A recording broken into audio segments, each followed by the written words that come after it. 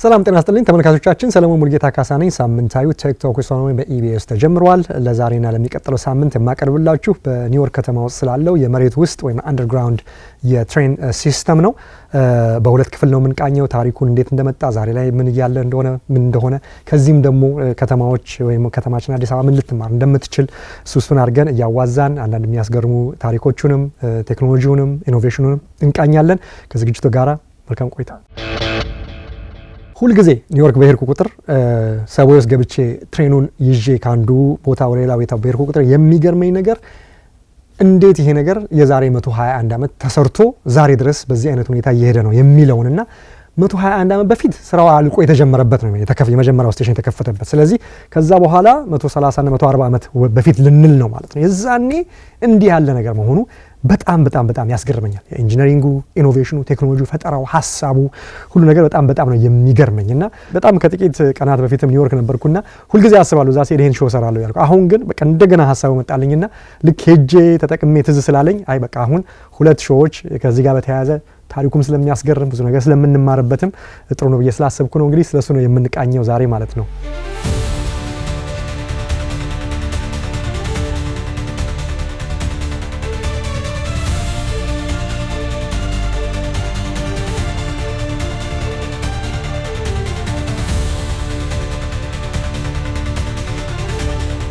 እንግዲህ የመጀመሪያው በሩን ከፍቶ ተጠቃሚዎችን ማስተናገድ የጀመረበት ጊዜ 121 ዓመት ወደ ኋላ ይወስደናል። 1904 በፈረንጆቹ ማለት ነው እንግዲህ ወይ ደግሞ በአበሻ ብንቆጥረው 1896 ማለት ነው።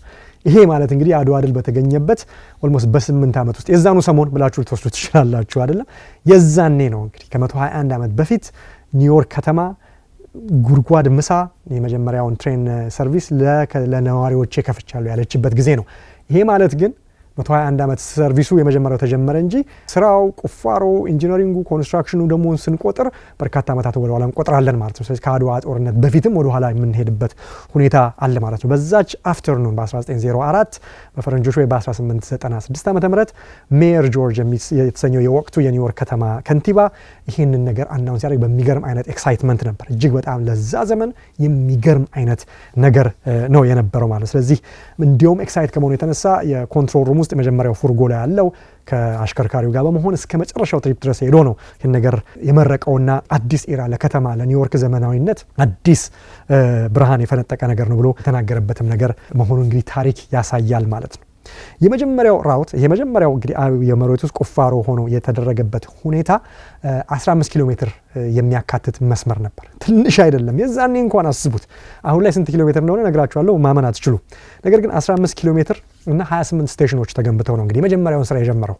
28 ስቴሽኖች አንደርግራውንድ በ18 ምናምን ዓመተ ምህረት ተገንብቶ በ1904 ሲከፈት አስቡት እንግዲህ እኛ የዛኔ ምን እያደረገ እንደነበር ማሰብ ይቻላል። 15 ኪሎ ሜትር 28 ስቴሽን ሲቲ ሆል ከሚባል ስቴሽን እስከ ግራንድ ሴንትራል የሚባል አሁንም እነዚህ ቦታዎች ያሉ። ሲቲ ሆል ስቴሽኑ ተዘግቶ የሚጎበኝ ሆኗል። ግራንድ ሴንትራል ግን አሁንም ያለ ስቴሽን ነው። ስቲል መሬት ውስጥ ያለው ስቴሽን ስራ ላይ ነው የሚገኘውና ከዛ በኋላ ደግሞ ከዌስት ቱ ታይም ስኩዌር እነዚህም ስቴሽኖች ዛሬም ላይ አሉ እና 145ኛው ስትሪት የሚባለው ሃርለም የሚባለው ሰፈር ማለት እነዚህ ነበሩ እንግዲህ 15 ኪሎ ሜትሩን እና 28 ስቴሽኖቹን ተደርጎ በ1904 ስራውን የጀመረው በሩን የከፈተው ማለት ነው።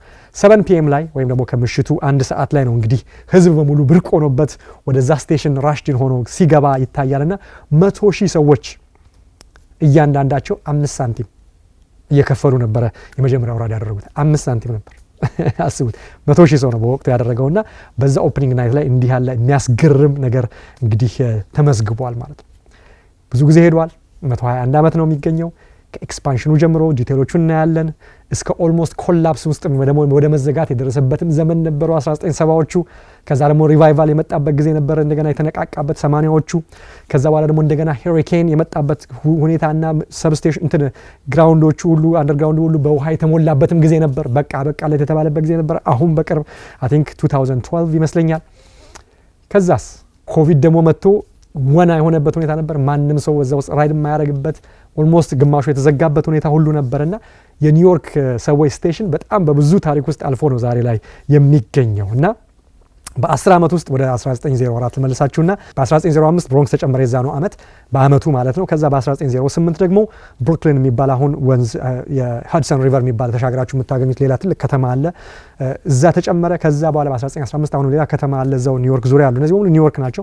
ኩዊንስ የሚባለው ደግሞ ተጨመረና በጣም በሚገርም ሁኔታ እየፈጠነ እያደገ ሄደ ማለት ነው። ለ40 ዓመት በ5 ሳንቲም ነው የኒውዮርክ ሰብዌይ ሰርቪስ የሰጠው ከ1904 ጀምሮ እንግዲህ ለ40 ዓመት እስከ 1944 ማለት ነው።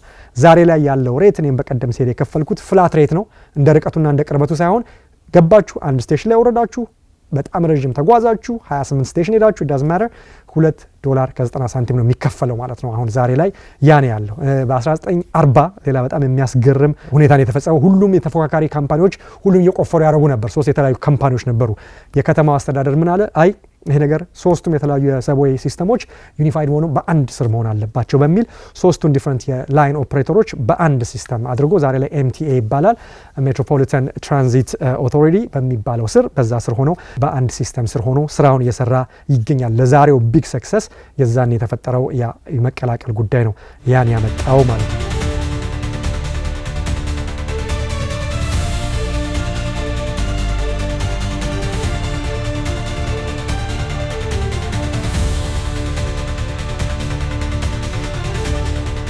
የኒውዮርክ ሰብዌይ ስቴሽን ታሪኩ 1904 መከፈቱ ከዛ ፊት የነበረው የኢንጂነሪንግ አሜዚንግ ነገርና እስካሁን የተጓዘበት ጥሩ ነገር እንዳለ ሆኖ ነገር ግን ኦልሞስት ወድቆ ተንኮታክቶ አይነሳም የተባለበት ዘመን ነበር። ከዛ ደግሞ ተነሳስቶ እንደ አዲስ ደግሞ ህዳሴ ያገኘበትም ሁኔታ ነበረ። በ1970ዎቹ የኒውዮርክ ሰብዌይ በጣም በሚያስገርም አይነት ሁኔታ ውድቀት ውስጥ ደርሶ ነበር። ግራፊቲ የምንለው ነገር አለ፣ ለጥሩ ነገር የሚሰራ አለ፣ አርት አይደል፣ ዎል አርት። ነገር ግን ይሄ ደግሞ ለማጥፋት ለማቆሸሽ ደግሞ የሚሰሩ አሉ፣ ግራፊቲ ነው የሚባለውና ያ የሆነበት በርካታ በባቡሮች ብሬክ ዳውን ያደረጉበት ቆሻሻ የሆነበት ሁሉ ነገር ነበር። በቃ አበቃለት የተባለበትም ዘመን ነበር ማለት ነው።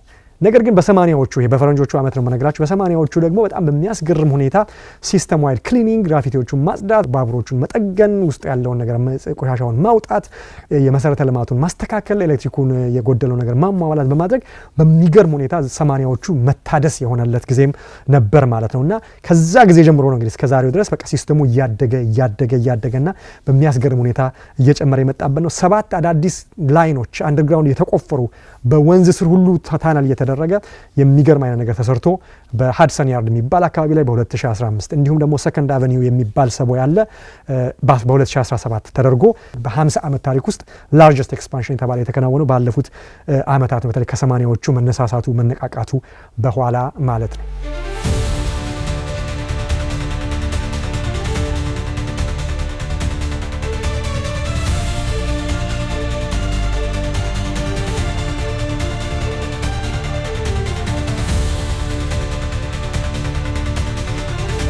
ከዛ ወደ የተፈጥሮ ዲዛስተር የመጣበት ሁኔታ ነበር። ኢቭን ሃሪኬን ሳንዲ የሚባለው የሃሪኬን የምታውቁት ነው፣ በዜና ላይ አይታችሁታል። 2012 በፈረንጆቹ በሚያስገርም ሁኔታ የሰብዌይ ሲስተሙን አንደርግራውንድ የሆነውን የባቡር ሲስተም ታነሎቹን በሙሉ በውሃ ሞልቶ ነበር ማለት ነውና በዛ ሰዓት ላይ በቃ አበቃለት በሚባል ሁኔታ ላይ ሁሉ አልፈዋል። ሻትዳውን ሰርቪሶችን እንዲሁም በጣም በሚያስገርም ሁኔታ ከዛም ነው ደግሞ እንግዲህ አፈርልሶ የዚሁ የኒውዮርክ ሰብዌይ ስቴሽን የተነሳ እንግዲህ ታሪኩ አንጋፋነቱ እና አሁን ያለ የገጠመውን ተግዳሮት ለማሸነፍ የሚያሳየው ምን ያህል ስትሮንግ የሆነ መሰረተ ልማት ለከተማው እንደተሰራ ያሳያል። እና ይሄ ሁሉ የሆነበት ሁኔታ ነበር። ከዛ ደግሞ በ2020 ደግሞ ኮቪድ መጣና ፓንደሚኩ ደግሞ አጠቃላይ እዛ ውስጥ ያለውን የራይደርሺፕ በኋላ ምን ያህል ሰው በየቀኑ እንደሚጓጓዝ አሳያችሁ እነግራችኋለሁ ቁጥሩን።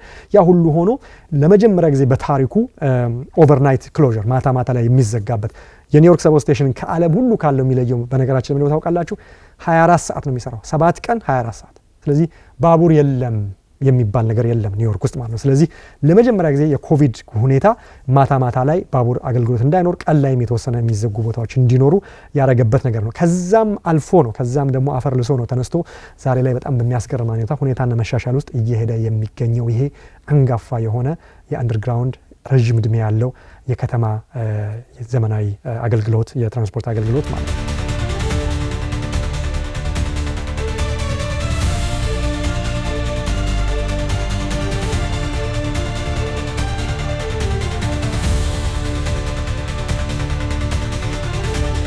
እንኳን የዛሬ 121 ዓመት ወይም ደግሞ ግንባታውን ከጨመረ 130 እና 140 ዓመት በፊት ይቀርና ዛሬ ላይ ራሱ እንኳን እናደርገው ብንል እንዲህ ያለ ነገር አንደርግራውንድ ታነል ሰርቶ ባቡርን በዛ ውስጥ አንቀሳቅሶ ሚሊዮኖችን በዛ ውስጥ እንዲንቀሳቀሱ ማድረግ እጅግ በጣም ከባድ የሆነ የኢንጂነሪንግ፣ የአስተዳደር፣ የኢኖቬሽን፣ የቴክኖሎጂ፣ የሁሉ የማኔጅመንት ብቃትን የሚፈልግ ከባድ ስራ ነው። ስለዚህ early የነበሩት ገንቢዎች በጣም ከፍተኛ የሆነ ነገር ውስጥ ፌስ አድርገዋል። ወንዞች ገጥመዋቸዋል፣ ድንጋይ የሆነ ነገር ገጥሟቸዋል። እንዲሁም የዛኔም ከተማ ስለነበረ እንግዲህ ከተማው ኒውዮርክ ቀድማ ከዘመነች ከተማ አንዷ ስለሆነች ፓይፖች አሉ፣ የውሃ መስመሮች አሉ፣ የቆሻሻ ማስተላለፊያ ቱቦዎች አሉ፣ ኬብሎች አሉ እና በጣም የሚገራርሙ መሰናክሎች ባሉበት ነው እንግዲህ ይሄ ታነል የተገነባው ማለት ነውና የመጀመሪያው ታነል በ1904 ቢልድ ተደርጎ ሲከፈት በጣም በሚገርም አይነት ሁኔታ ይሄን ሁሉ ቻሌንጅ መወጣት ነበረበት። ከቨር ሜተድ የሚባል አለ። ከት ማድረግ ከዛ ከቨር እየተደረገ ወርከሮች ሪፒንግ ትሩ ከስር ለመቆፈር ቦሪንግ ታነል ስላልነበረ ከላይ ጀምሮ ያፈረሱ ሮዶችን አድርገው ከት ምክንያቱም ተቆፍሮ ተከፍቶ ታነሉ ተሰርቶ ነው የሚሸፍነው የነበረው። የዛኔ የነበረው ቴክኖሎጂ ይሄ ነበረ። አሁን ላይ ታውቃላችሁ ቢፎር ዩ ኖ ኢት በስር ቦሪንግ ማሽን አለ በሱ አማካኝነት ከላይ ምንም እየተከናወነ እንደሆነ ታጣቁ ስራ ይሰራል። የዛኔ ግን ያን ሁሉ ማድረግ ነበረባቸውና በጣም በሚገርም ሁኔታ ብዙ ነገር እየጠፋ ነበር ሲሰራ የነበረው። ስለዚህ በዚህ አይነት ሁኔታ አድርገው ነው እንግዲህ ዛሬ 130 እና የመሳሰሉት ዓመት ላይ ይሄን ነገር ገንብተው ለኒውዮርክ ይሄን ነገር ያበረከቱት። እንዲሁም ደግሞ ቢልዲንግ መሰረቶችን ናቪጌት ማድረግ እሱን ማለፍ ነበረባቸው።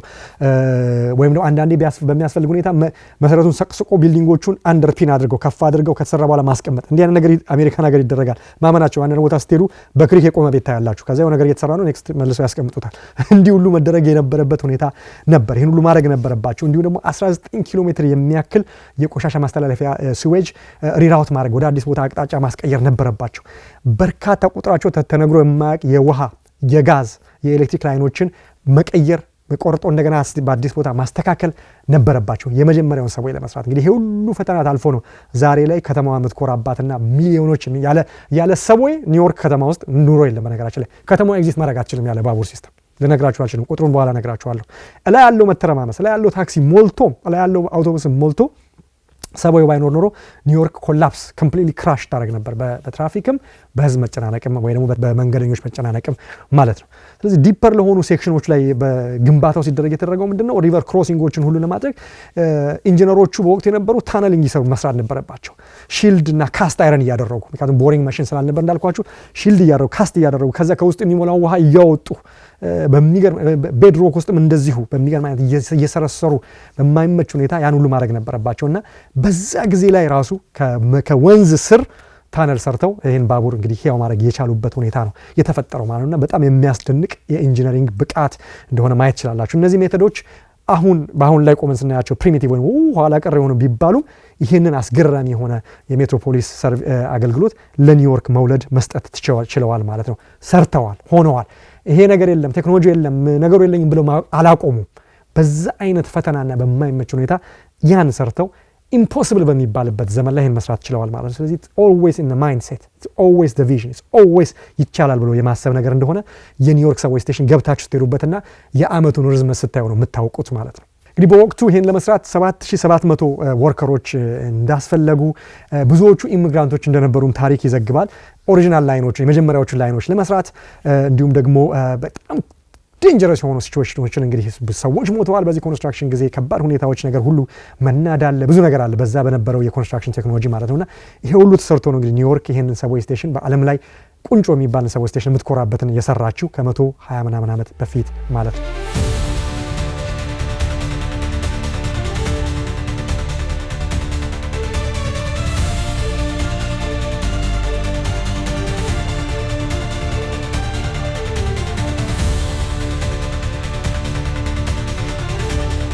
ሌላ በጣም የሚገርመው ነገር ጥልቀቱ ነው። አንዳንዶቹ ስቴሽኖች በጣም ነው ማመን የማትችሉትና አንዳንዶቹ ሁኔታዎች ቴሬኑ አንደርግራውንድ ያለው ሲቹዌሽን እና የኢንጂነሪንግ ቻሌንጆች ጥልቅ እንዲቆፈር ያስገደደበት ሁኔታ አለና በአሁን ሰዓት ላይ በሬከርድ ብሬኪንግ ደረጃ ጥልቅ የሚባለው እንግዲህ ኒውዮርክ ሰብዌይ ስቴሽን ብዙ ነገር መሬት ውስጥ ነው ያለው። መሬት ውስጥ ካለውም ደግሞ በጣም ጥልቅ የሚባሉ ደግሞ አሉና 191st ስትሪት ስቴሽን የሚባል አለ። 191ኛው ስትሪት ስቴሽን የኒውዮርክ የስትሪት ሲስተም አቨኒው በነምበር 8 አቨኒው ከዛ እና 54 ስትሪት ወይ እንደዚህ ነው። ስትሪት እና አቨኒው ተብሎ በቁጥር ነው ስም ያላቸው የመንገድ አጠራሮች አሉ፣ ግን በብዛት በቁጥር ነውና 191ኛው ስትሪት ስቴሽን ላይ ያለው የማንሃተን ላይ ዳውንታውን ዋናው ትልልቆቹ ፎቆች ያሉበት አካባቢ ላይ ያለው ስቴሽን 54 ሜትር ጥልቀት ውስጥ ነው የሚገኘው።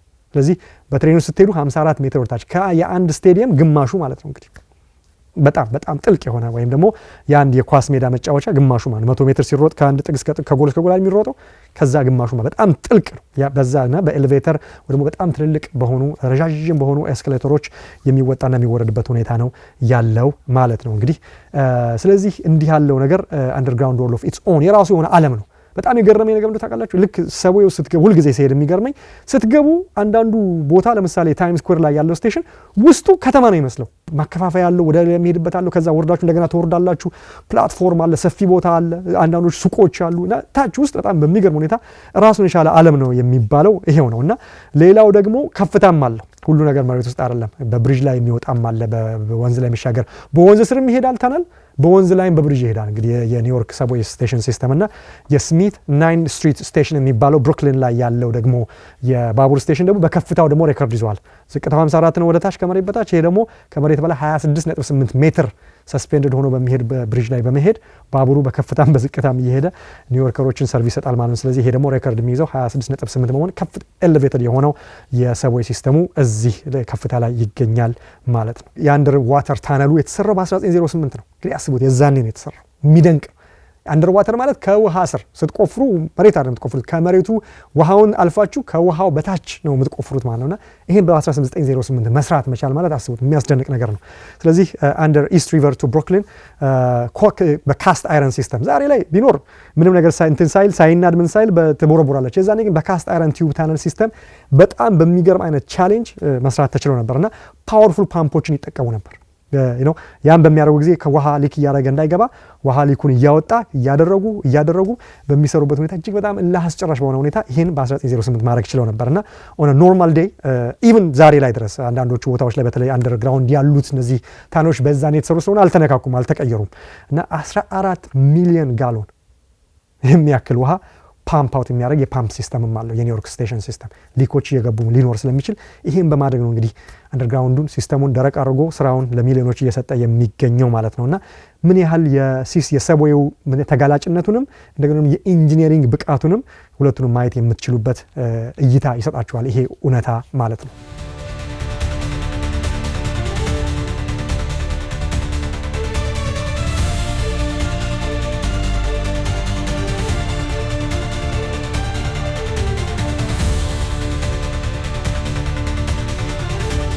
በቅርብ ባለው ኤክስቴንሽን ላይ በባለፈው 50 ዓመት ውስጥ ደግሞ በጣም ታይቶ ማይታወቅ ሁኔታ ሰፋፊ ኤክስቴንሽን ተደርጓል በመላችሁ። ለምሳሌ በ2010 በተደረገው ሰከንድ አቨኒው በሚባለው የተሰራው 7 የስቴሽን ኤክስቴንሽኖች ላይ ኢንጂነሮች የጠቀሙት ዘመኑ ላይ ዘመን አፈራሽ የሚባለውን ታነል ቦሪንግ TBM ይባላል ታነል ቦሪንግ ማሽን። ስለዚህ ነገር ከዚህ በፊት ነግሬያችኋለሁና እሱን የጠቀሙ ስለዚህ ቹትሩ በቃ ምንም ነገር ከላይ ምንም ኮሽታ ሳይፈጠር ከስር ሮክን ምናምን ያለው ነገር ሚኒማል ዲስራፕሽን ቱ መሰረተ ልማት መሰረት የፎቅ መሰረት ወይም ደግሞ ኬብል ውሃ ፍሳሽ የሚባለውን ሳይነካ ከስር ቀስ ብሎ ድምጹን አጥፍቶ እየቦረቦረ ያንን ባቡር የሚያክል ነገር የሚከት ሰፊ መቦርቦሪያ ድሪል ብላችሁ አስቡት። በዛ አማካኝነት ነውና አሁን ላይ እንዲህ አይነቱን ስራ በጣም የሚያቀል ቴክኖሎጂ አለም ለማለት ነውና እንዲህ አይነት ነገር ለማድረግ ቢታሰብ ዛሬ ላይ ከዛሬ 120 ዓመት በፊት እጅግ በጣም ቀላል ሆኖ ይገኛል። ስለዚህ ማሰብ ይቻላል ማድረግ ይቻላል ማለት ነው። ኢቭን ለአዲስ አበባ እንኳን ይደረግ ቢባል የሚቻል ነው። ቴክኖሎጂ አለ፣ ኦፍ ኮርስ ሪሶርስ ይፈልጋል። ስለዚህ ሲሊንደሪካል የሆነ ታይተን የሆነ ባቡርን የሚውጥ ስቴሽንን የሚያክል ነገር ሊሰራ የሚችልን ክፍተት ያለው ነገር መሰርሰር የሚችል ድሪል እንግዲህ በጣም በጣም ኦፍ ኮርስ ኢት ካን ኮስት ሞር፣ ነገር ግን በጣም በሚገርም ሁኔታ በቀላል ሁኔታ ኮንስትራክሽኑን ማድረግ የሚችልበት ሁኔታ አለው ማለት ነው። ስለዚህ ዛሬ ላይ የኒውዮርክ ሰብዌይ ስቴሽን እጅግ በጣም ሰፊ እና የራሱን የቻለ ከተማ በከተማ ስር ያለ ከተማ ተብሎ የሚነገርለት ነው ማለት ነው። በነገራችን ላይ የኒውዮርክ ሰብዌይ ስቴሽን ኖርት አሜሪካ ማለት በአሜሪካ ብቻ ሳይሆን በካናዳም በታችኛው በላቲን አሜሪካ ውስጥ በርካታ ሰብዌይ ስቴሽኖች ያሉባቸው ሀገሮች አሉ፣ ካናዳን ጨምሮ ታች ብራዚል፣ ሜክሲኮ ብዙ ቦታዎች ላይ። ነገር ግን በዚህ በዌስት ክፍል ኦፍ ዘ ዓለም ወይ በኖርዘርን ሄሚስፌር ኦፍ የዓለማችን ክፍል የኒውዮርክ የራፒድ ትራንዚት ሲስተም ትልቁ ላርጀስት የሚባለው ነው። አንዳንድ ቁጥሮችን ልንገራችሁ። የኒውዮርክ ሰብዌይ ሲስተም 36 ዲፍረንት ላይኖችን ኦፕሬት ያደርጋል።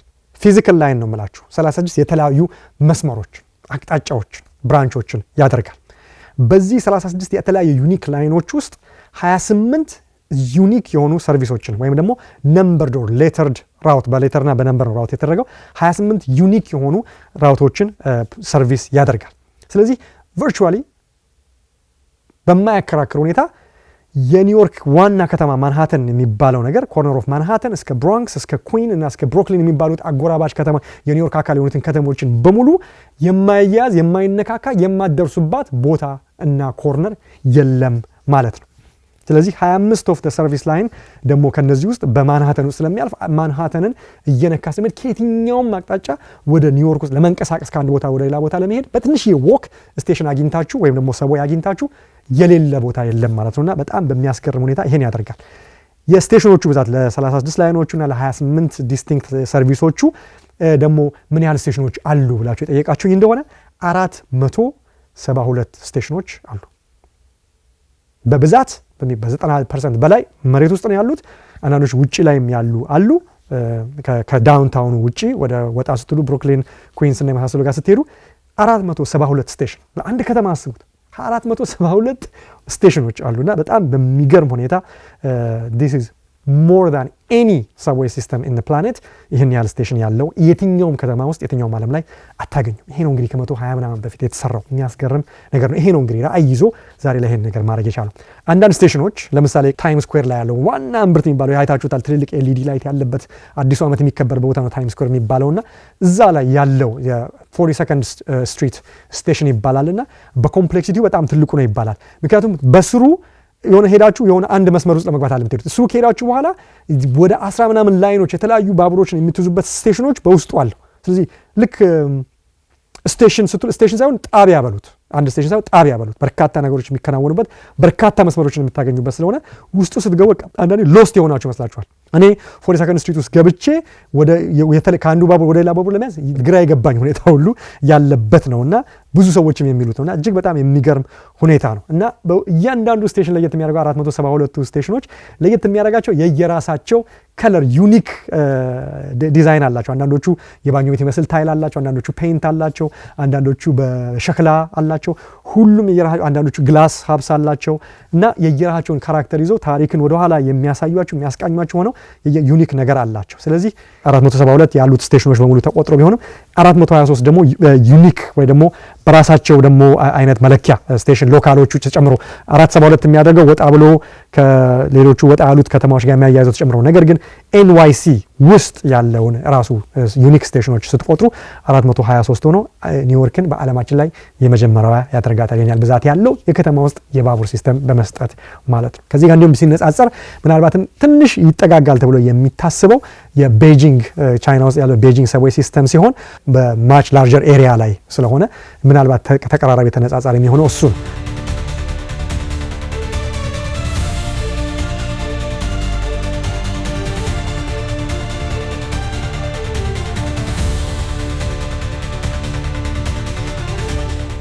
የኒውዮርክ ሰብዌይ ስቴሽን 400 ራውት ኪሎ ሜትር ወይም 400 ኪሎ ሜትር የሚሸፍን ራውትን ከቨር ያደርጋል በከተማ ላይ። በአንዲት ከተማ ውስጥ 400 ኪሎ ሜትር በጣም እኮ የሚገርም ነገር ነው። ይሄ ረጅም ክፍለ ሀገር እኮ የምትሄዱበት ርቀት ነው። በዛ ውስጥ በተዘረጋጉ ኔትወርኮች አንደርግራውንድ ውስጥ ባሉ ነገሮች በኢነ ጊቭን ዴይ 400 ኪሎ ሜትር ያህል ርዝመት ያለውን የተለያዩ ራውቶች በዛ ደም ስር በሚመስል አንደርግራውንድ ሲስተም በተለያየ እንትኖች ውስጥ ሰርቪስ ይሰጣል ማለት ነው። መልቲፕል ፓራሌል ትራኮች አሉት። ሎካል እና ኤክስፕረስ ብለው መድበውታል። ስለዚህ ቶታል ትራክ ሌንግቱ ስትደምሩት ከስቴሽኖቹ መታደሻ ቦታ ያጠቃላይ የሀዲዶቹን ርዝመት ብታረጉ ኔትወርኩን በሙሉ ብትደምሩት 1070 ኪሎ ሜትር ያህል ነው እንግዲህ በኒውዮርክ ከተማ ውስጥ ያለው። ወይም ደግሞ አጠቃላይ ከነ ያርዶቹ ያርድ የሚባል አለ፣ ሳይዲንጎች አሉ፣ የገራዡ አለ፣ እዛም በፉርጎ በሀዲድ መሄድ ስላለበት እሱን ደግሞ ከጨመራችሁ የሰርቪስ ኤሪያውን ከጨመራችሁ 1287 ኪሎ ሜትር የሚያክል ሀዲድ አለው የኒውዮርክ የሰብዌይ ሲስተም ማለት ነው። ያ ምን ማለት ነው ታውቃላችሁ? ከአዲስ አበባ ካምፓላ የሚያክል ርዝመት ማለት ነው። ርዝመቱ በአንድ ከተማ ውስጥ ያለው ስትዘረጉት ከአንድ ሀገር ወደ ሌላ ሀገር ሁለት ከተማዎች ጋር የሚሄድ ርቀት ማለት ነው። እንግዲህ ሰብዌይ ሲስተም በአንድ ከተማ ሆድ ውስጥ መሬት ውስጥ ያለ ሲስተም እንደዚህ ሆኖ ስታዩት በእርግጥም እና የተሰራበትን የእድሜ ርዝመት ስታዩት የሚያስገርም እንደሆነ ማሰብ ትችላላችሁ። ሌላው የሚያስገርም ነገር ልንገራችሁ፣ የፉርጎዎቹን ብዛት። ያው አዲስ አበባ ላይ ትሬስ ሲስተም ስታዩ ብዙ ጊዜ ሁለት ሆነው ነው የሚሄዱት ወይ ሁለት ሶስት አይደለም። እና ከተሰራ አይቀር ሀዲዱ ለምንድን ነው በርካታ ተደርጎ ማያደርገው? ብዙ ፋክተሮች አሉ። ኤሌክትሪኩ አለ፣ መሰረተ ልማቱ አይመችም፣ ምን አለ። ነገር ግን አሁን ደግሞ እየሰማን ያለ ነው ይህም እንደሚስተካከል ነውና ምናልባት አንደርግራውንድ አብሮ የሚታይ ቢሆን እንደው በጣም መልካም ይሆናል። ለመለሳችሁና ወደ ኒውዮርክ ስንት ፉርጎዎች እንዳሉት በአጠቃላይ እንገራችሁ።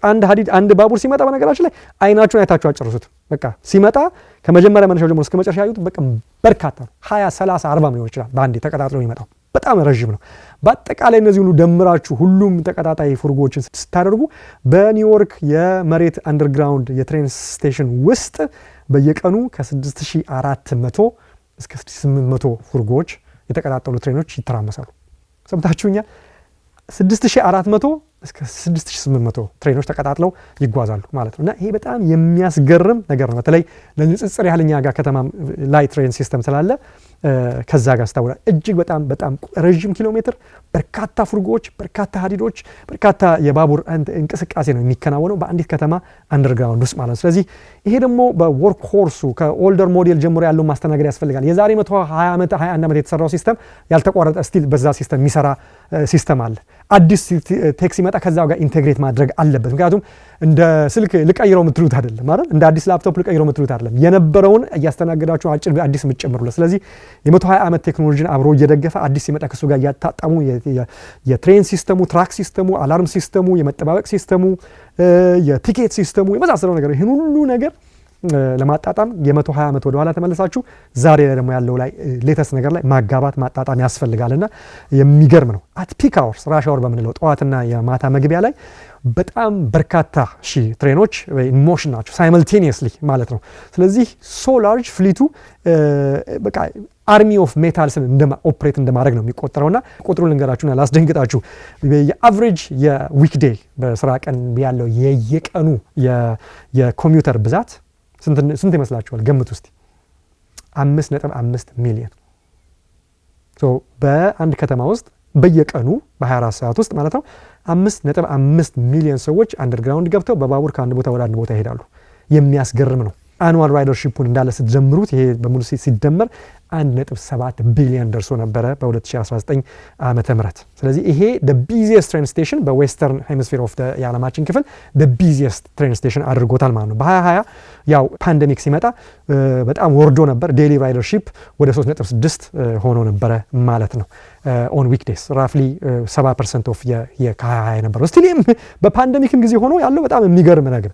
ከዛ ፓንደሚኩ እየተቃለለ በሚመጣ ጊዜ በ2023 ወደ ላይ ወጥቶ 1.7 ሚሊዮን ደርሷል ማለት ነው። በዲሴምበር 23 1946 ወደ ታሪክ ደግሞ ልመልሳችሁ ወደ ኋላ ትልቁ ሬከርድ የያዘው ያ ነው።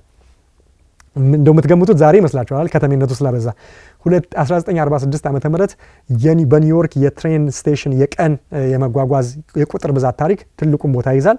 ዲሴምበር 23 1946 ነው 7 ሚሊዮን በላይ ተጓዦች በአንድ ቀን ውስጥ በኒውዮርክ ስቴሽን ሰብዌይ ስቴሽን ተጠቅመዋል። በአንድ ቀን ውስጥ 7 ሚሊዮን ራይደርስ በ1946 ታሪካዊ ነው።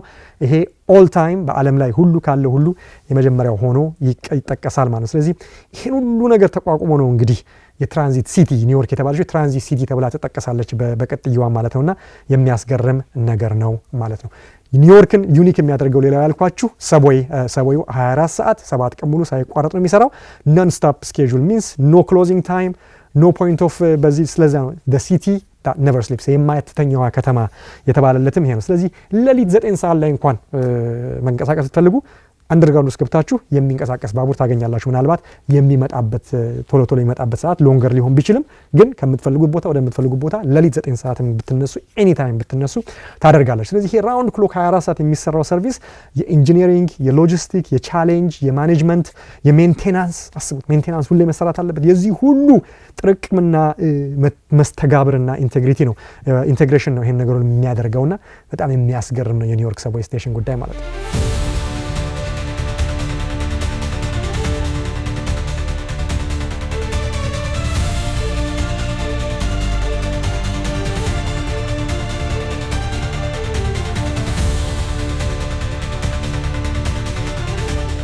ተመልካቾቼ የመጀመሪያው ክፍል ፕሮግራም ስለ ኒውዮርክ ሰብዌይ ስቴሽን ወይ ደግሞ የምድር ውስጥ የሰብዌይ ሲስተም ይህን ይመስላል።